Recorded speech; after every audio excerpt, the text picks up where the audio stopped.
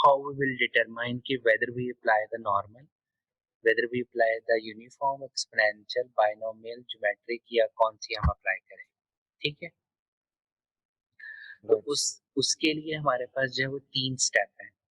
जी, हम basically discuss कर रहे थे रिगार्डिंग कि जब हमने डिस्ट्रीब्यूशंस पढ़ना स्टार्ट की, तो हमने कहा था कि 3 तरीकों से आप अपने डेटा से जो है वो डिस्ट्रीब्यूशंस आइडेंटिफाई कर सकते हो। या तो आप प्योर हिस्टोरिकल डाटा यूज़ कर लो, सेकंड क्या था कि हम एम्पिरिकल डिस्ट्रीब्यूशन यूज़ करें। वो अभी हमने डिस्कस नहीं किया, वो इंशाल्लाह हम इसके बाद डिस्कस करेंगे इस टॉपिक के बाद। फिलहाल हम क्या कर रहे हैं, हम ये कह रहे हैं कि जो हमने थ्योरेटिकल डिस्ट्रीब्यूशंस पढ़ी हैं जितनी भी, हाउ वी विल आइडेंटिफाई कि जी इनमें से कौन सी डिस्ट्रीब्यूशन जो है वो आपकी सिचुएशन के ऊपर लगेगी, ठीक है। सो उसको हम यूज़ कर रहे हैं। तो हमारे पास 3 स्टेप्स हैं। स्टेप नंबर 1 में हम क्या करेंगे कि हम डिस्क्रिप्टिव एनालिसिस करेंगे डाटा के ऊपर, और हम बेसिकली हाइपोथेसिस बनाएंगे। ओके, अब ये हाइपोथेसिस बनाने का क्या मतलब है कि हम बेसिकली डिफरेंट स्मॉल स्मॉल से डिस्क्रिप्टिव एनालिसिस करेंगे। Descriptive analysis means like mean, standard deviation वगैरह, हिस्टोग्राम बनाना, बॉक्स प्लॉट वगैरह बनाना, ठीक है। ये हम बनाएंगे स्पेशली फॉर कॉन्टिन्यूस डाटा, ठीक है। बट डिस्क्रिप्टिव समरी तमाम के तमाम डाटा के लिए अप्लाई की जा सकती है। सो वो आप करोगे और वहां से हम हाइपोथेसाइज करेंगे कि जो हिस्टोग्राम की शक्ल या डाटा की वैल्यूज को देख के ऐसा लग रहा है कि ये एक्सपोनेंशियल होगी या गामा होगी या अरलैंग होगी या नॉर्मल होगी, whatever. Clear? So step number 1 Right. कि हमने जी डिस्क्रिप्टिव एनालिसिस करना है। स्टेप नंबर 2 पे जाके वंस कि हम ये आइडेंटिफाई कर लें कि ओके मुझे ये वाली डिस्ट्रीब्यूशन भी लगती है, मुझे ये वाली डिस्ट्रीब्यूशन भी लगती है, मुझे ये वाली डिस्ट्रीब्यूशन भी लगती है। सपोज हमने कह दिया कि ये 2 या 3 ये एक्सपोनेंशियल लगती है या ये नॉर्मल लगती है। फिर हमारा नेक्स्ट काम ये होगा कि जो-जो हमें डिस्ट्रीब्यूशन वो लगती है, हम अपने डाटा को यूज़ करते हुए उन डिस्ट्रीब्यूशन के पैरामीटर को कैलकुलेट करेंगे। लाइक जैसे एक्सपोनेंशियल का पैरामीटर क्या है? लैम्ब्डा। सो लैम्ब्डा की वैल्यू क्या होगी इस डाटा के लिए? अगर हमें लगता है कि ये नॉर्मल है, तो मीन और वेरिएंस की वैल्यू क्या होगी इस डाटा के लिए? ठीक है जी। और Right. लास्टली फिर हम क्या करेंगे, हम गुडनेस और फिट टेस्ट अप्लाई करके चेक करेंगे। सो हमारे पास वैसे तो 3 है, मैं कोशिश करूँगा तीनों के तीनों आपको पढ़ाऊँ, लेकिन one of them is chi square goodness और फिट टेस्ट है, फिर कोलमोग्रोव सिमरोव ऑफ टेस्ट है। सो ये बेसिकली ये चेक करते हैं कि वो जो डिस्ट्रीब्यूशन आपने आइडेंटिफाई की है, वो आपके उस डाटा के अकॉर्डिंगली कितने बेस्ट सूटेबल है। Clear? Right. Okay, so let me start with the first step कि जिसमें हम क्या कहते हैं कि हम सिलेक्ट करेंगे कोई भी theoretical family of distribution. Family of distribution से मुराद ये है कि हम डाटा को देख के एक नहीं बनाएंगे, बल्कि हम कहेंगे ये वाली भी लग सकती है या ये लगती है, या आप क्लियर कट श्योर हो कि ओके ये वाली फलां वाली डिस्ट्रीब्यूशन लग रही है। सो वो हम कैसे करेंगे? सो उसके लिए आप क्या करोगे, सबसे पहले जो समरी स्टैटिस्टिक्स आपने यूज़ करनी है, आप कहोगे कि ओके मेरे इस डाटा की मिनिमम वैल्यू क्या है, मैक्सिमम वैल्यू क्या है, इस डाटा की रेंज क्या है, mean maximum minus smallest value क्या है, मीन वैल्यू क्या है, मीडियन वैल्यू क्या है, ठीक है, मॉड वैल्यू क्या है, वेरिएंस क्या है, कोएफिशिएंट ऑफ वेरिएशन क्या है। कोएफिशिएंट ऑफ वेरिएशन पता है ना क्या होता है? वेरिएंस ओवर एक्स बार, ठीक है। फिर कोएफिशिएंट ऑफ वेरिएशन की ही एक फॉर्म है जिसको हम लेक्सो रेशो कहते हैं। ये लेक्सो रेशो डिफरेंस सिर्फ ये है कि कोएफिशिएंट ऑफ वेरिएशन में यहाँ पे स्टैंडर्ड डेविएशन होता है, इसलिए यहाँ पे इसका वेरिएंस का स्क्वायर रूट लिया गया है, जबकि लेक्सो में हम यहाँ पे वेरिएंस ही यूज करते हैं। डिफरेंस दोनों में ये है कि कोएफिशिएंट ऑफ वेरिएशन हम कॉन्टिन्यूस डाटा के लिए यूज कर रहे होते हैं, कैलकुलेट कर रहे होते हैं, जबकि लेक्सो रेशो जो है वो हम डिस्क्रीट डाटा के लिए यूज करते हैं। ओके, और लास्टली हमारे पास है स्क्यूनेस, ठीक है। ये कॉर्टोसिस वो भी हम डिस्कस करते हैं, बट स्क्यूनेस, सो स्क्यूनेस से हमें ये पता चलेगा कि जो डायग्राम की शेप है वो कैसी है, पॉजिटिव स्क्यूड है, नेगेटिव स्क्यूड है, सिमेट्रिकल है, ये कैसी है, ठीक है। सो बेसिकली ये हमें एक पिक्चर दे रहे होंगे, हमें एक आइडिया प्रोवाइड कर रहे होंगे बेस्ड ऑन दिस डाटा कि हमारे जो डाटा की शेप बन रही है वो किस तरीके की है, या डिस्ट्रीब्यूशन कौन सी तरह की हो सकती है। सो हमने हाइपोथेसिस बनाने, हमने मफरूजे बनाने हैं बेसिकली, ठीक है जी। ओके, तो सबसे पहले तो Right. मैं क्या कर रहा हूँ, मैं बेसिकली इन दो को मेन डिस्कस कर रहा हूँ नेक्स्ट स्लाइड के अंदर, कोएफिशिएंट ऑफ वेरिएशन को और लेक्सिस रेशो को।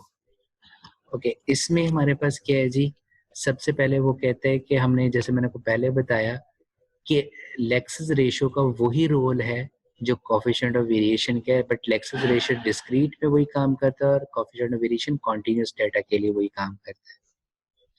ठीक है, अब वो कहता है कि जो लेक्सिस रेशियो है अगर वो एग्जैक्टली इक्वल टू 1 है तो वो हम क्या कहेंगे, this is a Poisson distribution, हम ये मफरूजा बना सकते हैं, राइट?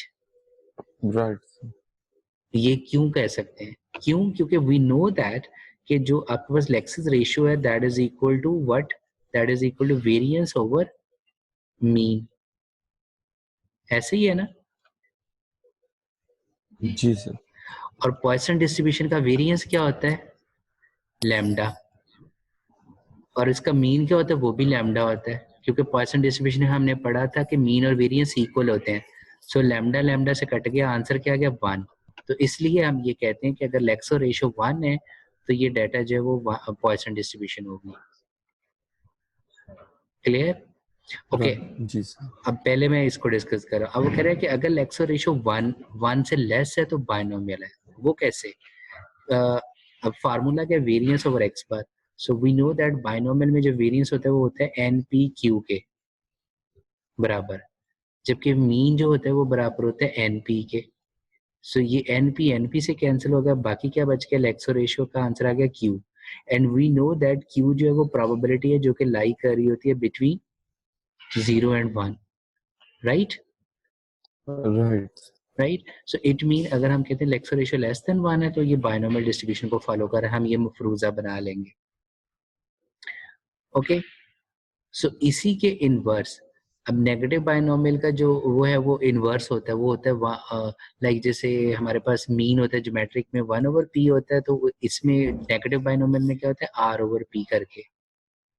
ठीक है, हम इसका वेरिएंस का फॉर्मूला मुझे भूला हुआ है क्या होता है, बहरहाल वो आप इसी फॉर्मूला में पुट करके variance over x bar and you will find out कि उसका जो आंसर है वो ग्रेटर देन 1 होगा।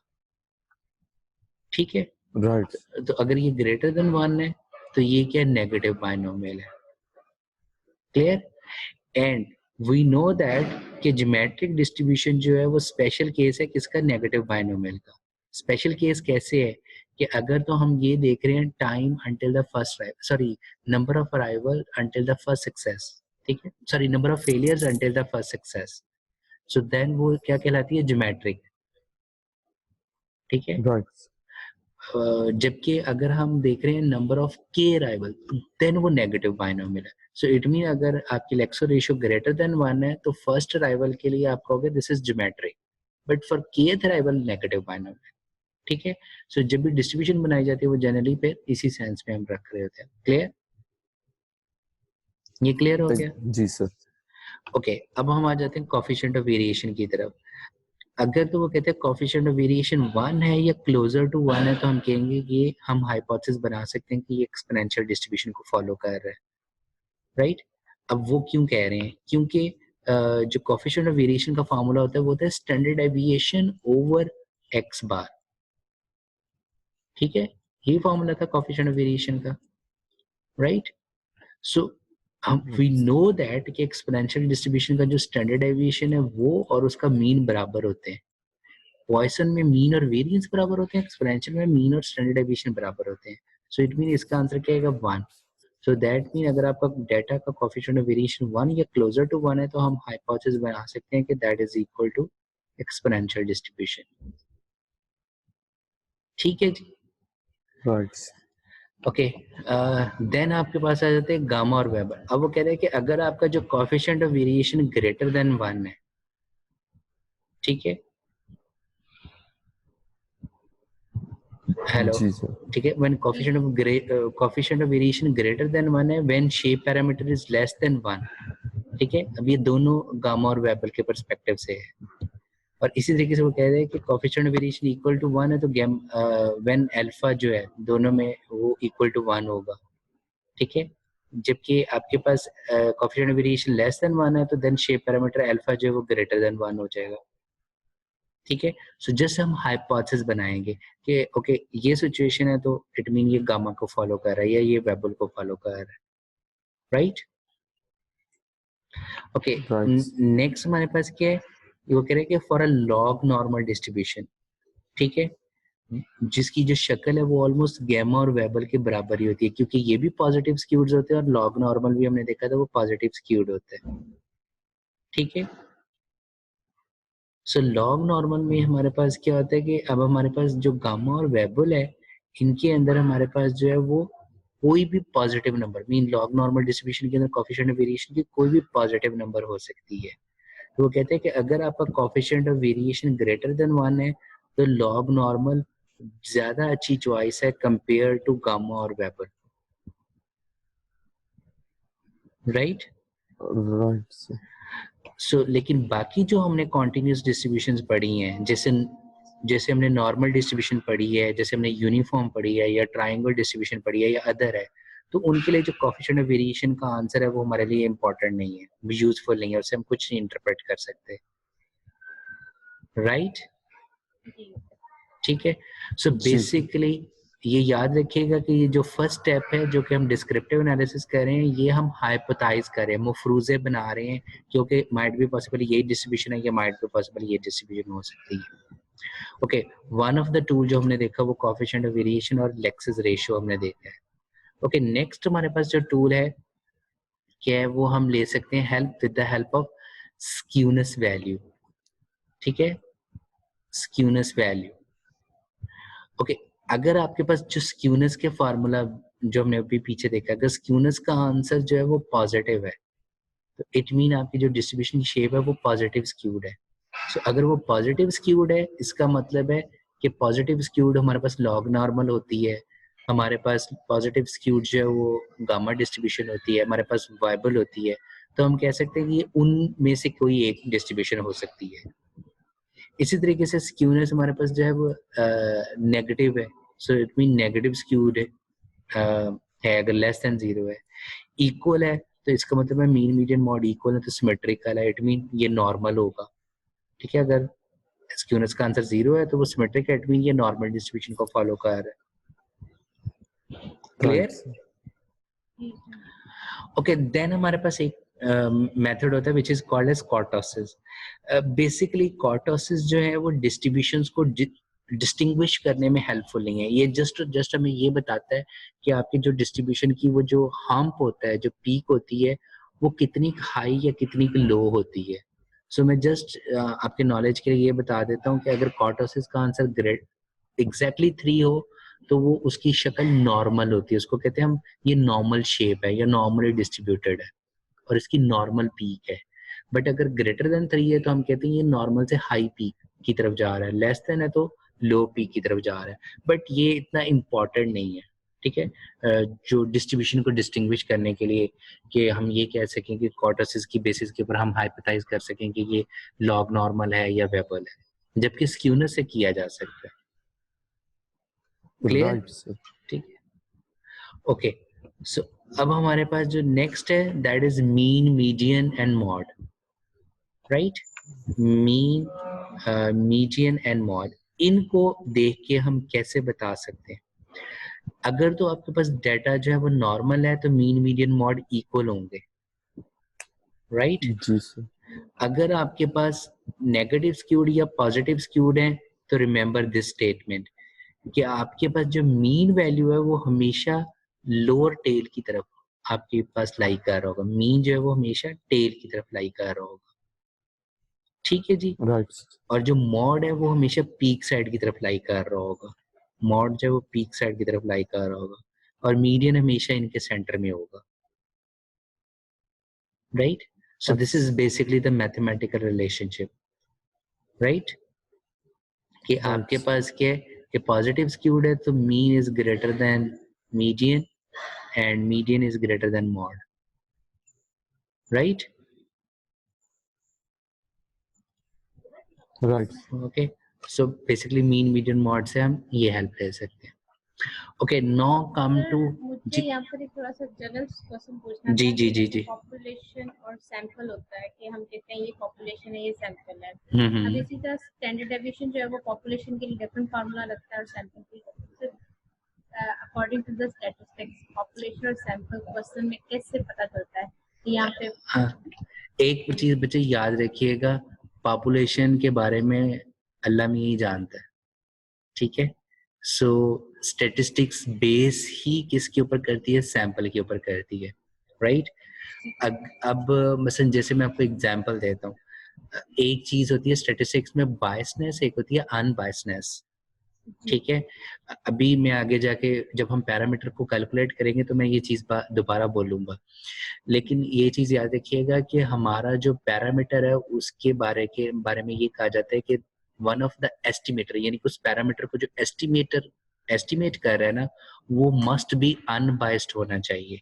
अब अनबायस्ड से क्या मराते हैं कि आपका जो मीन, जैसे पॉपुलेशन मीन म्यू है, तो अगर मुझे अपने पॉपुलेशन डाटा की एवरेज निकालनी है तो मेरे पास म्यू का फार्मूला है, और वो म्यू क्या है, वो कहते हैं कि सारे के सारे डाटा वैल्यूज को सम करो और उसको टोटल नंबर ऑफ वैल्यूज पे डिवाइड कर दो, तो वो मीन है, ठीक है। अब वो कहते हैं कि ये तो पॉसिबल नहीं है सारे के सारे डाटा कलेक्ट करना, हमने सैंपल डाटा कलेक्ट कर लिया, ठीक है। अब अगर वो कहते हैं कि अगर मैं सैंपल डाटा को कलेक्ट करके उसका सम और उन नंबर ऑफ वैल्यूज पे डिवाइड कर दूं तो वो बराबर है एक्स बार के, ठीक है। अब क्वेश्चन ये है कि क्या ये एक्स बार इस म्यू के बराबर है भी या नहीं, ठीक है। सो स्टैटिस्टिकली क्या मतलब है कि क्या एक्स बार जो है वो म्यू का अनबायस्ड एस्टिमेटर है या नहीं है, ठीक है। सो इसको हमने चेक करना है। सो अब इसका मैथमेटिकली प्रूफ भी अवेलेबल है कि जो आपका एक्स बार जो है वो अनबायस्ड एस्टिमेटर है किसका, म्यू का, ठीक है। अब इसी तरीके से जो पॉपुलेशन वेरिएंस है उसका फॉर्मूला क्या होता है, summation x minus mu whole square divided by capital N, right.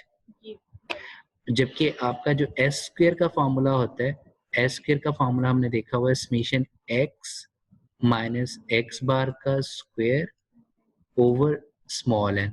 एक आपने ये वाला फॉर्मूला देखा होगा और एक ऊपर तो सेम होता है, नीचे n माइनस वन होता है, ठीक है। अब इन दोनों में से ये वाला जो एस्टिमेटर है ना, ये अनबायस्ड नहीं है, ये बायस्ड है,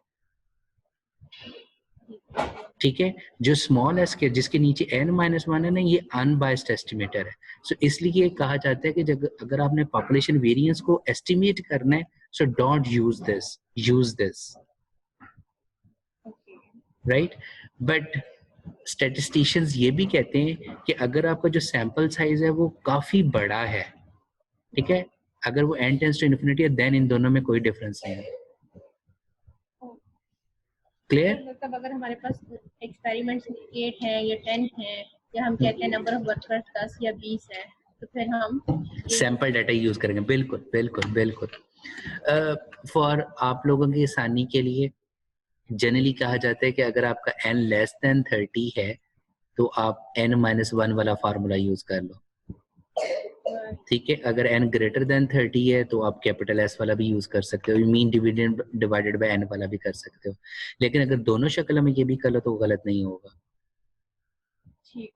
ठीक है। सर लेकिन आंसर दोनों से डिफरेंट आएगा ना। बच्चे अब आप जरा मैथमेटिकली देखो ना, मेरे पास वैल्यू क्या है, समेशन x माइनस एक्स बार का स्क्वायर, अगर मैं इसको n पे डिवाइड करूं या n माइनस वन पे डिवाइड करूं, अगर तो ये स्मॉल नंबर है, मसलन अगर है 8 और इधर है 7, तो आपको क्लियर डिफरेंस नजर आएगा, ठीक है। अगर यही n जो है वो सपोज हो जाए 300, सो मैं इस चीज को 300 पे डिवाइड करूं या 299 पे डिवाइड करूं तो डिफरेंस बहुत कम हो जाएगा, राइट। सो इसलिए कहा जाता है कि स्मॉलर नंबर पे फिर आप ये वाला फॉर्मूला यूज कर लो, जबकि लार्जर नंबर पे आप ये यूज कर सकते हैं, वेलकम। ओके, सो नेक्स्ट हमारे पास क्या है कि डिस्क्रिप्टिव के लिए जो इम्पोर्टेंट ग्राफिकल है वो है histogram and box plot. Histogram और बॉक्स प्लॉट दोनों के दोनों जो है वो हमें सेम तरह की इंफॉर्मेशन प्रोवाइड कर रहे होते हैं, लेकिन हमारे पास बेसिकली ये इंफॉर्मेशन क्या दे रहे होते हैं, तीन चीजें main. One is what is the shape of the distribution, ठीक है जी, हेलो, हाँ ठीक है जी जी सर। ओके। नंबर वन क्या हमें ये शेप ऑफ डिस्ट्रीब्यूशन के बारे में बताता है। सो शेप से क्या मुराद है कि मीन इस कर्व की शक्ल कैसी होगी, either it could be symmetrical or either it could be skewed, ठीक है। और जाहिर बात है उन्हीं की बेसिस के ऊपर जो है वो फिर आप डिसाइड कर रहे होते हो कि इनके पैरामीटर्स क्या हो सकते हैं, लाइक ये नॉर्मल शेप है या ये आपकी गैमा है या एक्सपोनेंशियल है, ठीक है। और क्या आपके डाटा के अंदर आउटलायर्स मीन कोई ऐसी वैल्यू है जो कोई स्पेशल सिनेरियो की बेसिस के ऊपर बहुत बड़ी या बहुत छोटी आ गई है। सो ये दोनों के दोनों टूल आपको इस चीज के बारे में इंफॉर्मेशन देंगे, ठीक है जी। ओके, नॉर्मली अगर सिंगल डाटा है तो आई वुड प्रेफर, और आप लोगों से भी यही कहूंगा कि अगर सिंगल वेरिएबल डाटा है तो आप हमेशा हिस्टोग्राम ही डेवलप करो, क्योंकि ये आपको ज्यादा प्रॉपर शक्ल देता है। जबकि बॉक्स प्लॉट उस वक्त बहुत अच्छा है कि अगर आपने दो कॉन्टिन्यूस डाटा को जो है वो आपस में कंपेयर करना हो, ठीक है। सो बहरहाल जो बॉक्स प्लॉट है इसको 5 नंबर समरी प्लॉट भी कहते हैं। वो इसलिए कहा जाता है क्योंकि इसके अंदर आप एक ले लेते हैं मिनिमम वैल्यू, मैक्सिमम वैल्यू, जबकि ये वाला जो है इसको हम कहते हैं ये Q1 की वैल्यू होती है जिसको हम फर्स्ट क्वार्टाइल कहते हैं, और ये वाली होती है Q3 की वैल्यू जिसको हम थर्ड क्वार्टाइल कहते हैं, और सेंटर में हमारा होता है मीडियन। अब हमारा जो ये जो अंदर वाला बॉक्स प्लॉट है बेसिकली ये इससे भी हम बता सकते हैं कि आपके डाटा की शेप कैसे है। वो कैसे कि अगर जो मीडियन है वो एग्जैक्टली लाई कर रहा हो between Q1 and Q3, so that mean it's a normal distribution, it's a symmetrical distribution. अब मीडियन अगर नियर टू Q1 है तो हम कहेंगे इट्स अ पॉजिटिव स्क्यूड, और अगर मीडियन नियर टू Q3 है तो it's a negative skewed curve, ठीक है, ठीक है जी। ओके, और अब ये जो लोअर वैल्यू आप कैलकुलेट कर रहे थे, समटाइम्स यहाँ पे क्या होता है मिनिमम वैल्यू की बजाय लोग क्या ले लेते हैं यहाँ पे विस्कर्स लेते हैं, और ये वाली वो वैल्यू कैसे निकाली जाती है, वो निकाली जाती है अगर आपने आउटलायर्स कैलकुलेट करने हैं, वो निकाली जाती है Q1 माइनस 1.5 इंटू IQR, जबकि IQR जो है जिसको हम इंटर क्वार्टर रेंज कहते हैं ये बराबर होता है Q3 माइनस Q1 के, सो दैट मीन विड्थ ऑफ इस बॉक्स के, ठीक है जी। और इसी तरीके से ये जो यहाँ का विस्कर होता है वो क्या बराबर होता है, वो होता है Q3 प्लस 1.5 IQR, राइट, ठीक है। और फिर हम देखते हैं कि अगर कोई डाटा पॉइंट इस रेंज से बाहर है तो उसको हम कह देते हैं कि वो आउटलायर है, ठीक है। सो बेसिकली बॉक्स प्लॉट और हिस्टोग्राम दोनों के दोनों हमें किस पर्पस के लिए यूज किए जाते हैं, डाटा की शेप आइडेंटिफाई करने के लिए, उसके डिस्ट्रीब्यूशन को आइडेंटिफाई करने के लिए, और आउटलायर्स को आइडेंटिफाई करने के लिए हम इनको यूज करते हैं, ठीक है।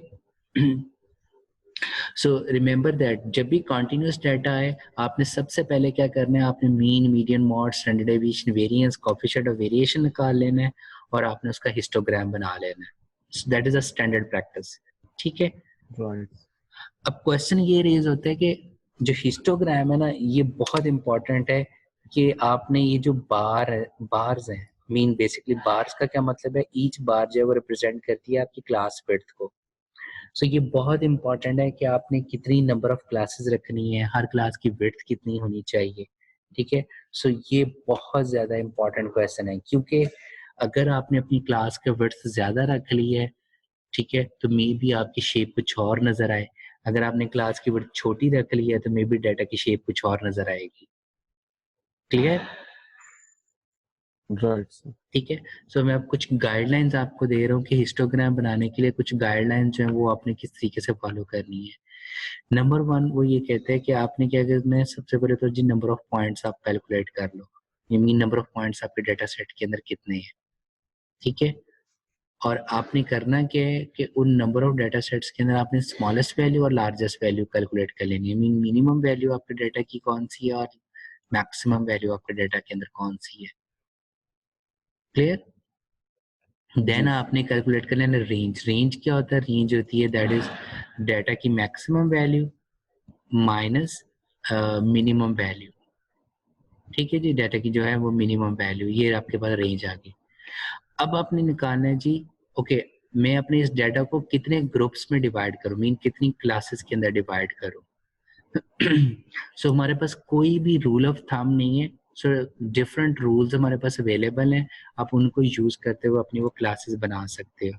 सो नंबर 1 रूल ये है कि आप ये वाला फॉर्मूला अप्लाई कर लो, ये वाला दोनों एक ही आंसर प्रोवाइड करेंगे, ठीक है। सो अब चाहे तो ये वाला फॉर्मूला अप्लाई कर लो, चाहे आप ये वाली टेबल यूज कर सकते हो। This is a reference paper कि अगर आपकी जो नंबर ऑफ वैल्यूज इस रेंज में है तो आप क्लासेस 5 से 7 के दरमियान यूज कर सकते हो, नंबर ऑफ वैल्यूज इसके दरमियान है तो 6 से 10 के दरमियान यूज कर सकते हो। क्लियर? Right, sir. और जबकि ईच क्लास की जो विड्थ होती है, जो क्लास इंटरवल होता है, वो आप कैसे निकालोगे? वो आप निकालोगे range divided by number of classes करके। So number of classes decide करने का आप चाहे ये वाला फार्मूला अडॉप्ट कर लो, चाहे ये वाला फार्मूला अडॉप्ट कर लो, ठीक है। और क्लास विड्थ निकालने का ये वाला फार्मूला आप यूज कर सकते हैं, range divided by number of classes. एक और चीज याद रखिएगा कि जब आप डिस्ट्रीब्यूशन की शेप को आइडेंटिफाई कर रहे होते हो, कभी भी आप एक हिस्टोग्राम के ऊपर रिलाई मत करें। आप डिफरेंट नंबर ऑफ क्लासेस बना के उसका डिफरेंट हिस्टोग्राम्स बनाकर देखो, बस कम से कम 3-4 2-3-4 बना के फिर आप देखो कि ओके इसके मुताबिक कौन सी शेप बनती है, इसके मुताबिक कौन सी शेप बनती है। क्लियर? Right. क्योंकि आप करंटली कर क्या रहे होते हो, आप मफरूजा बना रहे होते हो। ओके माइट बी पॉसिबल ये डिस्ट्रीब्यूशन है, माइट बी पॉसिबल ये डिस्ट्रीब्यूशन है। चेक तो हम आगे जाके करेंगे ओके कि कौन सी डिस्ट्रीब्यूशन बन रही है। Fine. Right, sir. Okay so अब मैंने आपकी ड्रॉप बॉक्स के अंदर जो है वो 2 एक्सेल फाइल्स शेयर की हुई हैं। अच्छा sir. ज़रा इसको ओपन कीजिएगा। मैंने एक एक्सेल फाइल शेयर की हुई है, मॉडलिंग इनपुट डिस्ट्रीब्यूशन। जी sir. इस एक्सेल फाइल को ओपन कीजिएगा।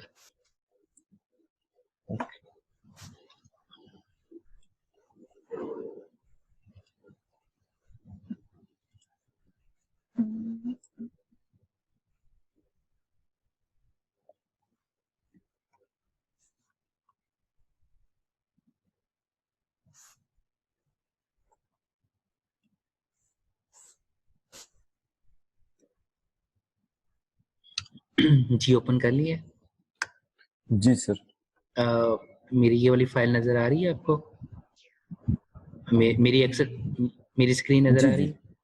जी ओके जी सो बेसिकली ये मैंने क्या किया है, मैंने रॉ डाटा कलेक्ट किया हुआ है और ये मेरे पास अराउंड अबाउट कितने डाटा है ये 200 कितना 290। सो बेसिकली आप ये कह लो कि ये इंटर अराइवल टाइम है 219 कस्टमर्स का, ठीक है। Right. ओके अब ये इंटर अराइवल टाइम आपने प्रैक्टिकली कलेक्ट कैसे करना होता है? एक चीज याद रखिए, मसलन फॉर एग्जांपल आप कहते हो कि जी आपने रेस्टोरेंट ओपन किया 7 AM, ठीक है। 7:15 के ऊपर आपके पास पहला कस्टमर आता है, ठीक है, राइट? ठीक sir. जी sir. ओके 7:16 के ऊपर आपके पास दूसरा कस्टमर आता है। तो अब आपके पास इसका मतलब ये है कि इंटर अराइवल टाइम पहला आएगा, जब दूसरा कस्टमर आएगा तो देन आपका इंटर अराइवल टाइम पहला आएगा। वो क्या है 7:16 minus 7:15, so that is 1 minute, 1 minute. Right. ठीक है। सो अब अगर कहा जाता है कि अगर आपके पास इसका मतलब ये है कि ये जो मेरे पास 219 वैल्यूज हैं, ये मेरे पास 220 कस्टमर का डाटा है, राइट? Right sir. जी क्योंकि बिल्कुल. इंटर अराइवल टाइम्स हैं। नंबर 2 एक चीज याद रखिएगा कि समटाइम्स अब आपके पास जी रेस्टोरेंट के अंदर या बैंक के अंदर जो कस्टमर आते हैं वो बैच की फॉर्म में आ जाते हैं ठीक है ना, बैच जी. लाइक आपके पास जी 5-6 लोग इकट्ठे ही एंटर हो गए, तो अब प्रॉब्लम आ जाता है कि हम इनको डिफरेंशिएट कैसे करें। सो उसको डिफरेंशिएट करने का बड़ा आसान तरीका ये होता है कि आप उनके अंदर गैप रखें, गैप लेकिन कितना रखें, मिली सेकेंड रख लें, ठीक है, अच्छा ठीक sir. राइट? क्योंकि आपने हर एक को करना है, तो अगर आपने सपोज सेकंड अपना टाइम रखा हुआ है तो आप मिली सेकंड के अंदर जो है वो उसका गैप रख सकते हो। तो यहाँ पे क्योंकि मैं मिनट्स के अंदर इंटर अराइवल टाइम ले रहा हूँ, तो अगर आप देखें तो यहाँ पे ऑलमोस्ट ये कांस्टेंट बन रहा है, ठीक है ना। तो अगर आपके पास गैप में आ रहा है तो अब मिनट्स में रखा हो तो आप ऑलमोस्ट सेम टाइम रख सकते हो कि जी ये पहला भी, यानी कि ये पहले 8 लोग लेट से एक ही वक्त में आ गए हैं, ठीक है। ठीक सर। लेकिन यहाँ पे फिलहाल मैं अज्यूम यही कर रहा हूँ कि मैं जो है वो पहला कस्टमर और दूसरा कस्टमर का जो दरमियानी टाइम था वो 0.01 मिनट का गैप के जरिए है, देन सो ऑन। ओके, अब आपने करना क्या है, अब आपने सबसे पहले तो हमने इसकी समरी स्टैटिस्टिक्स कैलकुलेट करनी है। समरी स्टैटिस्टिक्स से क्या मुराद है कि हमने ये सारी चीज़ें कैलकुलेट करनी है, मीन, स्टैंडर्ड डेविएशन वगैरह। वो आप कैलकुलेट कैसे करोगे? अब कोई भी सॉफ्टवेयर यूज़ किया जा सकता है, लेकिन मैं एक्सेल के ज़रिए कैसे कर सकता हूँ? We will go to data. है डेटा एनालिसिस। डेटा एनालिसिस आ रहा है आपके पास? जी सर। ओके, अगर डेटा एनालिसिस ना आ रहा हो तो पता है ना कैसे लेके आना है? I think so. Ji sir, एक बार किया तो था जी। जी, वो आपके पास फाइल में या यहाँ पे जाके फाइल जी। ऑप्शंस में जाके, एड इन में जाके, ठीक है, गो टू एड इन, और आपने ये मेक श्योर कर लेना ये एनालिसिस टूल पैक सिलेक्टेड हो। Right sir. ठीक है। ओके, आपने डेटा एनालिसिस में जाना है और यहाँ पे आपके पास होगा जी डिस्क्रिप्टिव स्टैटिस्टिक्स। ठीक है, ओके सर। डिस्क्रिप्टिव स्टैटिस्टिक्स को सिलेक्ट कर लेना है। अब वो पूछ रहा है कि किस डेटा का। सो यहाँ पे क्लिक करें और इस डेटा को आप सिलेक्ट कर लें। सेलेक्ट कर लें, राइट सर। ठीक है, और वो हमसे पूछ रहा है कि जी अब आपने इसकी आउटपुट नई वर्कशीट के ऊपर जो है वो समरी स्टैटिस्टिक्स दे या यहीं पे दे दे। तो हम मैं let's say for the time being मैंने क्योंकि यहाँ पे दी हुई है तो मैं इसको यहाँ पे दे देता हूँ। ठीक है, प्रेस ओके। अब वो हमसे पूछा कि क्या-क्या कैलकुलेट करना है, मैं कहता हूँ सिर्फ समरी स्टैटिस्टिक्स कैलकुलेट कर दे, press okay. Right? Right sir. अब देखो वो सारा कुछ उसने कैलकुलेट करके मुझे दे दिया है। फाइन? Right sir. सो बहरहाल मैंने ऑलरेडी पहले ही ये चीज़ें कैलकुलेट की हुई थी। ठीक सर। ओके, सो अब हमने बेसिकली जो है सबसे पहले तो हम इसको इंटरप्रेट करने की कोशिश करते हैं।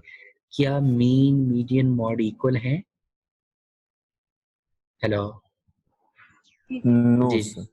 मीन, मीडियन, मॉड इक्वल नहीं है। सो इसका मतलब है ये नॉर्मल तो नहीं है। ठीक है? अब यहाँ पे कि मीन जो है वो ग्रेटर देन अ मीडियन से और median greater than a mode से। So that mean it look like a positive skewed. हमने अभी पढ़ा कि जब मीन ग्रेटर हो मीडियन से और मीडियन ग्रेटर, सो ये इट मीन ये स्क्यूड फॉर्म बन रही है। जी सर। ठीक है, और मेरे पास कौन सी स्क्यूड बन रही है? पॉजिटिव स्क्यूड बन रही है क्योंकि मीन ग्रेटर है मीडियन से और मीडियन ग्रेटर देन है मॉड से। Right sir. ठीक है, और स्क्यूनेस की वैल्यू मुझे क्या बता रही है? 1.4। हमने अभी पढ़ा अगर स्क्यूनेस की वैल्यू ग्रेटर देन 0 है तो वो पॉजिटिव स्क्यूड है। ठीक है, सो यहाँ से भी हमें इंडिकेशन मिल रही है। ओके, अब हम आ जाते हैं हमारे पास कोएफिशिएंट ऑफ वेरिएशन की तरफ। Coefficient of variation, okay, coefficient of variation यहाँ पे नहीं है तो हम उसको कैलकुलेट कर लेते हैं। ओके, कोएफिशिएंट ऑफ वेरिएशन आप कैसे कैलकुलेट कर सकते हो? वो आप कैलकुलेट करोगे जी स्टैंडर्ड डेविएशन, अगर ये कॉन्टिन्यूस डाटा है, ठीक है ना, अगर जी डिवाइडेड बाय मीन। ठीक है जी, राइट। ओके। अब ये क्या आ रहा है? Which is 0.95, right? और हमने ये पढ़ा था कि अगर coefficient of variation equal to 1 हो या क्लोजर टू 1 हो, इट मीन वो क्या होती है? वो एक्सपोनेंशियल डिस्ट्रीब्यूशन होती है। राइट। ठीक है, सो इट मीन अभी तक जो हम डिस्क्रिप्टिव एनालिसिस से कंक्लूड कर सकते हैं वो हम ये कंक्लूड कर सकते हैं कि ये स्क्यूड है, coefficient of variation equal to 1 है, नियर टू इक्वल टू 1 है, सो इट मीन ये एक्सपोनेंशियल फैमिली में से होगा। ठीक है, राइट। ठीक। अब फॉर द फर्दर बीइंग हम इसी तरीके से ये क्वार्टाइल्स भी निकाल सकते हैं। बहरहाल बता देता हूँ ये क्वार्टाइल्स आपने कैसे निकालने हैं और इनका मीनिंग्स भी बताता हूँ क्या। सो क्वार्टाइल निकालने का ये मैंने फॉर्मूला अप्लाई किया है। रिमेंबर दैट ये इसी तरह मीन, स्टैंडर्ड डेविएशन वगैरह के भी फॉर्मूलाज हैं। सो क्वार्टाइल कैसे आपके पास आता है? That is quartile range of the data, और 1 हम लिख देंगे, इट मीन फर्स्ट क्वार्टाइल। इसका मतलब क्या है? 0.1, इस 0.1 का मतलब ये है कि 25% कस्टमर्स ऐसे हैं जिनका इंटर अराइवल टाइम 0.1 या उससे लेस है, ओके सर। ठीक है। और Q3 0.75, इसका क्या मतलब है कि एटलीस्ट 75% कस्टमर्स ऐसे हैं जिनके इंटर अराइवल टाइम का जो गैप है वो 0.545 से कम या इक्वल है, ओके सर। ठीक है। और QT बेसिकली मीडियन के बराबर ही होता है, तो इसको हम ये कह सकते हैं कि 50% कस्टमर इसके लेफ्ट पर, 50 कस्टमर राइट में है। सो इट मीन आपके 50% कस्टमर जो है वो 0.27 से पहले पहले आ जाते हैं मिनट से, और जबकि 50% कस्टमर का जो टाइम है वो 0.27 से ज्यादा है। राइट, और इसी तरह सर Q3 का भी होगा 75। बिल्कुल, Q3 का तो इतना एटलीस्ट 75% कस्टमर इस वैल्यू से नीचे हैं, ठीक है। या हम ये भी इसको कह सकते हैं कि एटलीस्ट 25% कस्टमर इससे ऊपर है, ऊपर है, एग्जैक्टली, ठीक है। ओके, अब हमने क्या करना है जी, अब हमने बेसिकली बनाना है हिस्टोग्राम, मैंने बनाना है क्योंकि डिस्ट्रीब्यूशन की शेप मुझे आइडेंटिफाई करनी है। तो उसके लिए मैं क्या करूंगा, सबसे पहले तो मैं नंबर ऑफ क्लासेस करूंगा, तो मैंने वो फार्मूला लगा दिया, ठीक है।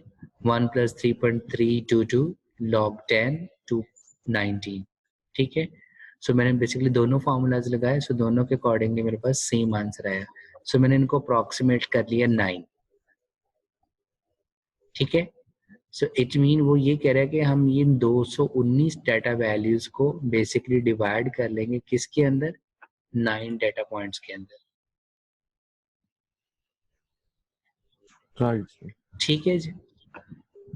ओके, अब हमने क्या करना है, इट मीन हमने अपने जो नंबर ऑफ क्लासेस बनानी है वो 9 बनानी है। क्लास इंटरवल हमारे पास क्या आ जाएगा, that is basically range divided by number of classes. So range हम कैसे निकालते हैं, सो रेंज हमारे पास ऑलरेडी कैलकुलेटेड है, so this cell divided by 9। So हमारे पास आ गया कि ईच क्लास का जो गैप होगा, ठीक है, वो कितना होगा, ठीक है। बेसिकली इस बार की विड्थ कितनी होगी वो हमने कैलकुलेट करनी।